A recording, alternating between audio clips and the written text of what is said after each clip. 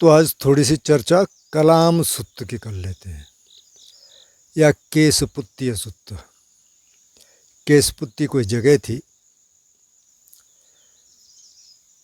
जहाँ बुद्ध गए प्रवचन देना। अभी शुरू भी नहीं किया कि कुछ लोग खड़े हुए, उनमें से किसी ने कहा कि श्रवण गौतम, हमारे कुछ प्रश्न हैं, पहले आप उनका जवाब दीजिए, फिर आप बात करना। बुद्ध ने कहा बताइए।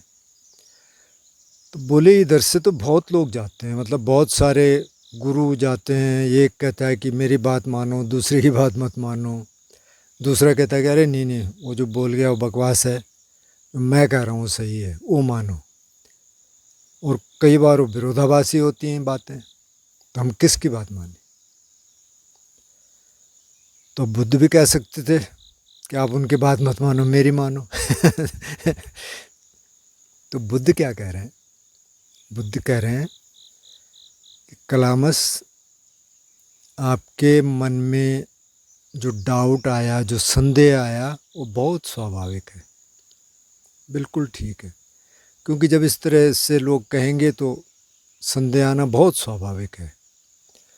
और फिर जो बताते हैं पहला पार्ट, इस पहले पार्ट के कारण ये सूत्र शायद सबसे ज़्यादा फेमस है। और कई बार मैंने देखा, थोड़ा सा मैं रिसर्च कर रहा था, तो कई बार बस ये पहला ही पार्ट उसमें है, लेकिन टीचिंग है दूसरे पार्ट में। पहला पार्ट उन्होंने क्यों कहा? क्योंकि इनके दिमाग में संदेह था, तो उस संदेह को दूर करने के लिए वो 10 बातें कहते हैं। तो वो कहते हैं कलामस,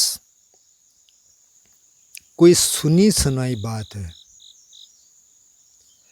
किसी ने कह दिया कि हाँ यार वो तो ऐसा है और ऐसा है और बहुत बढ़िया है, स्पिरिचुअल बात कर रहा है, तो सुनी सुनाई बात हो तो उसको मत मानना। कोई बात परंपरा से चली आ रही है, बहुत लंबी परंपरा हो, कहता है ऐसा हो तो फलाना वहाँ से शुरू हुआ, वहाँ से शुरू हुआ, तो कई बार पता चलता है कि इतना लंबा कुछ है नहीं, पर वो खींच रहे हैं कहाँ से कहाँ। उन्होंने कहा उसको मत मानना। अच्छा, कोई बहुत बड़ा गुरु है, बिल्कुल आजकल बहुत सारे हैं, लंबे बाल लंबी दाढ़ी, जितनी लंबी दाढ़ी बाल उतने बड़ा गुरु, तो उसकी बात मत मानना। अच्छा, कोई आपका गुरु है, कोई कहता है नहीं नहीं ये तो मेरे गुरु ने कहा है, ये तो बिल्कुल सही होगा, मत मानना। अच्छा, कोई धर्म ग्रंथ में लिखी हुई बात है, अब उसमें तो उस समय लिखा हुआ नहीं था, उस समय तो बोला हुआ था, मतलब सारे मौखिक परंपराएं थी, लेकिन आज की डेट में कह सकते हैं कि तो लिखा हुआ है भैया। उन्होंने कहा उसको मत मानना। कोई बात न्यायोचित लगती है कि नहीं यार ये तो बिल्कुल न्यायोचित लगती है, उन्होंने कहा उसको मत मानना। कोई बात तर्क पे आधारित लगती है कि तो लॉजिक है भाई, ये तो बिल्कुल सही कह रहे हैं, उन्होंने कहा मत मानना। कोई ऐसी बात है कि आपको लगता है कि अच्छा ये बात सही है, ये बात सही है, और तो इसका मतलब ये है कि जो तीसरी बात है वो भी सही होगी, उन्होंने कहा मत मानना। तो सारे जितने जितने एंगल हो सकते थे उन्होंने कहा मत मानना।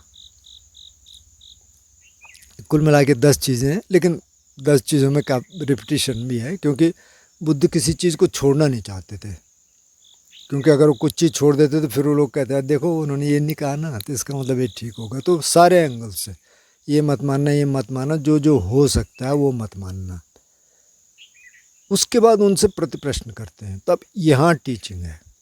तब ये तो उनसे इसलिए कहा कि अगर उनसे कहते कि अच्छा ये मान लो, ये मान लो, तो कहते भैया ये तो वही बात कर रहे हैं फिर।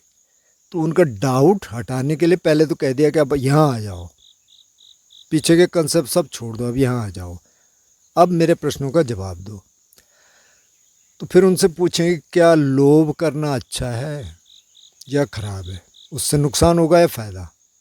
तो कलामस कहते हैं कि उससे नुकसान होगा। अब आज की डेट में आप किसी को पूछेंगे किसी बिजनेस वाले को, किसी जॉब वाले को जो मतलब जहाँ ऊपर की कमाई भी है कि लोभ करना अच्छा है, बोले बिल्कुल अच्छा है भाई, लोभ नहीं करेंगे तो हम आगे कैसे बढ़ेंगे। लेकिन कलामस कहते हैं कि अच्छा नहीं है। तो उन्होंने कहा फिर लोभ मत करो। तो उन्होंने कहा क्रोध करना अच्छा है, द्वेष करना अच्छा है, किसी के प्रति द्वेष की भावना, दुश्मनी की भावना अच्छा है, इससे नुकसान होगा कि फ़ायदा? उन्होंने कहा नुकसान होगा। अब आज की डेट में आप किससे पूछेंगे तो कहेंगे बिल्कुल जस्टिफाइड एंगर होना चाहिए, क्यों नहीं होना चाहिए दुश्मनी तो। लेकिन कलावास कहते हैं कि नहीं, अच्छा नहीं है, इससे नुकसान होगा। तो उन्होंने कहा मूर्खता में जीना क्या अच्छा है, इससे नुकसान होगा कि फ़ायदा? बोलते हैं नुकसान होगा। तो अब इसमें सारे शील आ गए, हत्या नहीं करेंगे, चोरी नहीं करेंगे, व्यभिचार नहीं करेंगे, झूठ नहीं बोलेंगे, नशा नहीं करेंगे, उसके अलावा भी जैसे क्रूरता नहीं करेंगे। वो हो गया, उन्होंने खुद ही कह दिया कि हाँ जी इससे तो नुकसान होगा। अब इससे नुकसान ही होगा ना, आज की डेट में कोई कुछ भी कहे तो होगा अल्टीमेटली नुकसान। तो फिर उनसे कहते हैं कि आप किसी भी बात को इस पे जांच लीजिए, आप जो काम करने वाले हैं आप इस पे जांच लीजिए कि इस काम को करने से मेरा नुकसान होगा क्या। तो अगर तो जवाब मिला कि नुकसान होगा तो उसको वहीं बंद कर दीजिए, मत करिए। अगर ये जवाब आया कि नहीं मेरा तो नुकसान नहीं होगा, तब दूसरा सवाल पूछिए क्या इससे किसी और का नुकसान होगा। अब जवाब मिला कि हाँ और का तो नुकसान होगा, मेरा तो नहीं होगा लेकिन और का होगा, उसको मत करिए। फिर वो कहते हैं उनको मैत्री की साधना सिखाते हैं, मैत्री, करुणा, मुदिता, उपेक्षा। तो मैत्री का मतलब है मेत्ता, जिसको पाली में कहा कि सारे प्राणियों के प्रति ये भावना की उनका भला हो, उनका कल्याण, सारे प्राणी चाहे वो कीड़े मकोड़े हैं, चाहे मनुष्य हैं, चाहे देवता हैं, सबका भला हो, सबकी मुक्ति हो। अब मैत्री में ये नहीं चलेगा कि आप कह रहे हैं कि हाँ सबका भला हो, पर यार ये जो ट्रम्प और पुतिन है ना इनका नहीं होना चाहिए फिर नहीं मैत्री, सबका भला। अगर उनको आप मैत्री नहीं भेज सकते, कम से कम ये कह सकते हैं कि यार नेचर, कुदरत इनको सद्बुद्धि दे ताकि ये जो नुकसान पहुंचा रहे हैं दूसरों को वो ना पहुंचाए। मतलब ये दो तो मैंने वैसे नाम ले लिए, बहुत सारे हैं तो सबका भला हो, ये तो मैत्री। करुणा का मतलब क्या है कि कोई दुखी है तो आपकी सहानुभूति है। करुणा का मतलब ये नहीं है कि दूसरा दुखी है तो आप भी दुखी हो जाएं। तो अब ऐसे तो मतलब अब डॉक्टर के पास मरीज जाते हैं, अब हर मरीज को देख के कोई एकदम क्रिटिकल होता है, आते ही मर जाते हैं, कोई आईसीयू में जाते ही मर जाता है। अब वो सबके अगर दुखी होने लगे मतलब डॉक्टर, तो फिर तो इलाज कर ही नहीं पाएगा। तो उसको तो बिल्कुल अपने सेंसेस में रहना पड़ता है, क्योंकि उसको तो लोग रोज़ ये सब कुछ देखना पड़ता है। तो इसलिए उसको मजबूत रहना पड़ता है। मेरा काम है इलाज करना ठीक से, बाकी अब कौन दुखी है कौन सुखी है वो उसका काम नहीं है। तो एम्पैथी, सहानुभूति है, लेकिन दुखी नहीं होना है, ये करुणा है। मुदिता क्या है? मुदिता ये है कि दूसरा अगर बहुत बढ़िया कर रहा है, बहुत खुश है, तो आप उसकी खुशी में खुश हैं अब अक्सर ये होता नहीं है, जब पड़ोस में एक बड़ी गाड़ी आ जाती है तो फिर महिला हो पुरुष हो देखते हैं, अच्छा उसके पास देखो वो वाली गाड़ी है, हमको भी लानी है ये किसी ने कमेंट किया भी था। तो आप उसकी गाड़ी में खुश नहीं हो रहे, आप तो दुखी हो गए ना कि हमारे पास तो छोटी है, इसके बाद बड़ी गाड़ी आ गई तो हमको भी लानी है।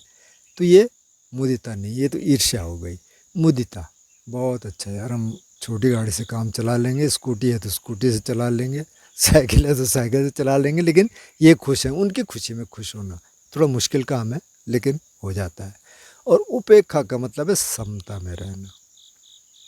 समता का मतलब ये नहीं है कि जो मर्जी हो जाए होता रहे, समता का मतलब ये नहीं है, वो गलत अर्थ है। समता का मतलब ये है कि अगर तो खुशी आए आपके पास, सुख सुविधाएं आ गई, तो आप उछल नहीं रहे हो, चलो जी भांगड़ा बुलाओ ढोल और नाचो। और अगर दुख आ गया तो बिल्कुल डिप्रेस्ड है, बस कुछ नहीं जी, रो रहे हैं। समता, खुशी आ गया, सुख आ गया, एंजॉय करो, कोई दिक्कत नहीं, लेकिन उछलने की ज़्यादा ज़रूरत नहीं है। दुख आ गया, बहुत डिप्रेस होने की ज़रूरत नहीं, क्योंकि ये दोनों आने वाले हैं, दुख भी आएगा सुख भी आएगा, तो उसमें समता भाव से रहना। तो जब मैत्री का अभ्यास करते हैं, मेत्ता या मैत्री, किसी ने उसका ट्रांसलेशन किया लविंग काइंडनेस, फ्रेंडलीनेस, तो उसमें क्या है कि सबका भला हो, सब सुखी रहें। तो बुद्ध ने बहुत सरल दिया कि उन्होंने कहा पूरब में देखो अनंत तक जहाँ तक कल्पना हो सकती है, पश्चिम में अनंत तक देखो, उत्तर में अनंत तक देखो, दक्षिण में अनंत तक देखो, फिर ऊपर, फिर नीचे, फिर तिरछे, और सब जगह अपनी अटेंशन फैलाओ, चेतना फैलाओ कि सबका भला हो, सबका मंगल हो, सबका कल्याण हो। तो अब इस मैत्री से औरों को फ़ायदा होगा या नहीं, लेकिन आपको होगा। तो उन्होंने कहा आप ये साधना करिए, मैत्री दीजिए, करुणा दीजिए, मुदिता दीजिए, उपेक्षा दीजिए, और मैत्री में सारे आ जाते हैं।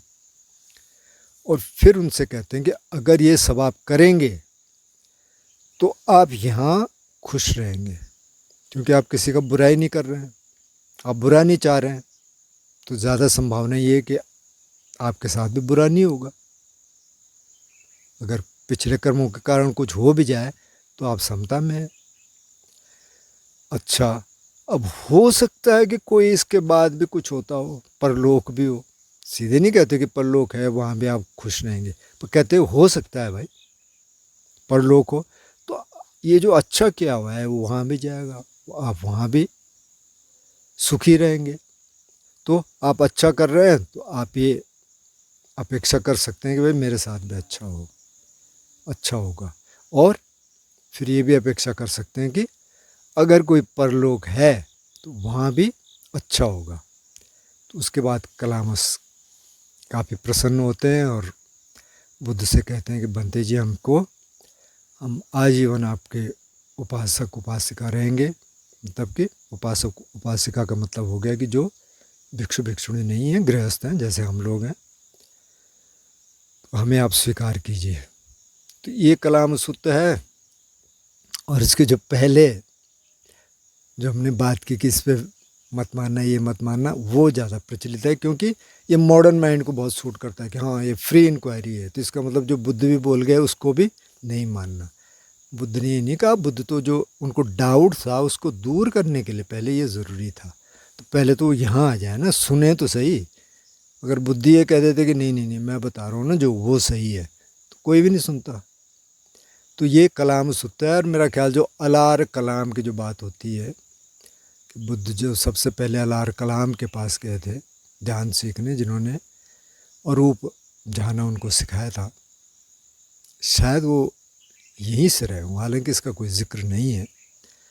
लेकिन एक बार मैं भिक्खु बोधि जी का सुन रहा था कोई डिस्कोर्स, तो किसी ने कहा, तो उन्होंने कहा हाँ हो सकता है, क्योंकि कलाम और कहीं आता नहीं है, तो शायद अलार कलाम भी वहीं से थे।